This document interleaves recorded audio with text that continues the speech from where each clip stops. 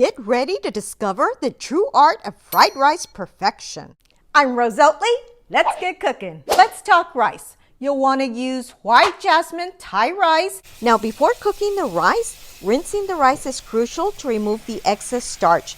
It prevents the grains from clumping together and also ensures a light, fluffy texture. Notice the cloudy water?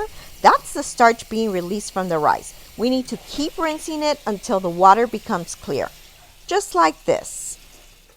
Now place 2 cups of jasmine rice with 3 cups of water in your rice cooker or pot. Then cook according to your rice cooker or package directions if you're cooking on the stovetop.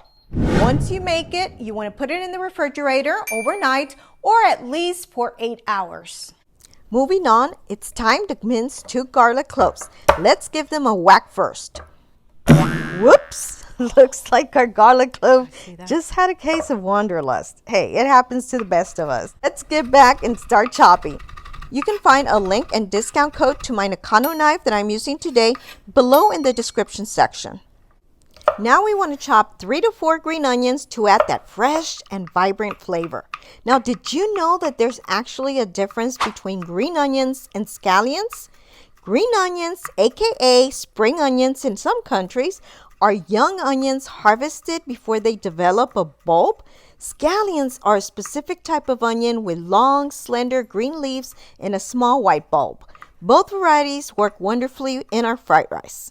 We're going to make a sauce, although I'll make adjustments later depending on how much rice I decide to use, but we'll start with 1 tablespoon of oyster sauce for a touch of sweetness and depth of flavor. 1 tablespoon of low sodium soy sauce and 2 tablespoons of dark soy sauce, which adds that savory and umami-rich element to our fried rice. 2 teaspoons of toasted sesame oil. Give it a mix and set aside. We'll add more to this later. I have my chilled rice out of the fridge. Again, it has to be a day old to give it good texture. You don't want mushy rice. First, we'll need to break it up with our hands.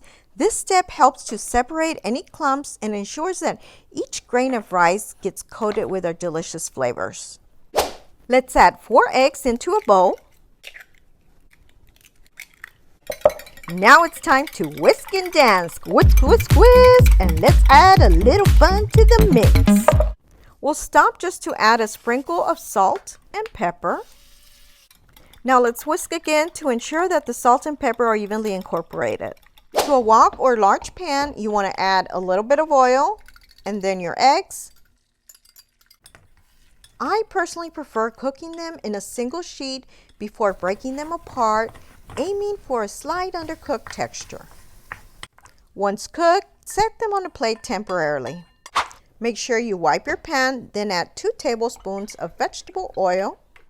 Now add 1 16-ounce bag of frozen peas and carrots, or you can opt for fresh if you prefer. I find using frozen ones more convenient.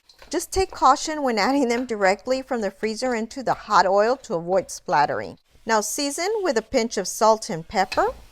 Cook for about 2 to 3 minutes, then transfer them to a plate temporarily. At medium-high heat in the same wok, add 2 to 3 tablespoons of vegetable oil until it reaches the smoking point. If the heat isn't high enough, you're not frying the rice. Add the rice. I'm starting with 4 cups of rice to see where I'm at.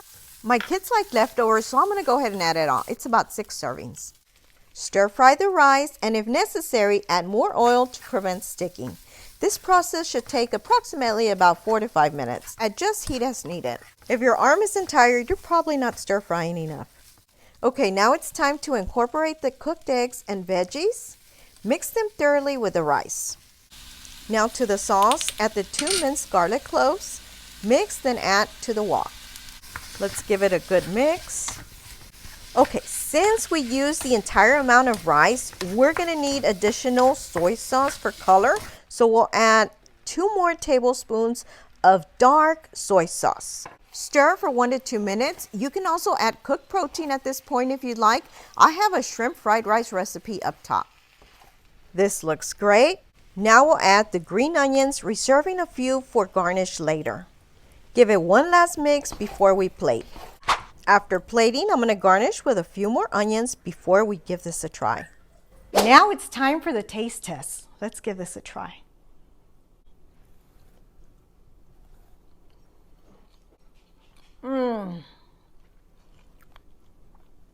so good and the perfect flavor combination. I hope you give it a try. Don't forget to like, share, and subscribe. If you haven't already subscribed, please be sure to do so below or hit my little picture on the side. Also, don't forget to hit the little bell to get notified of all of my new videos, and please be sure to check out these links on the side. Share with your friends. Thanks for watching and your support.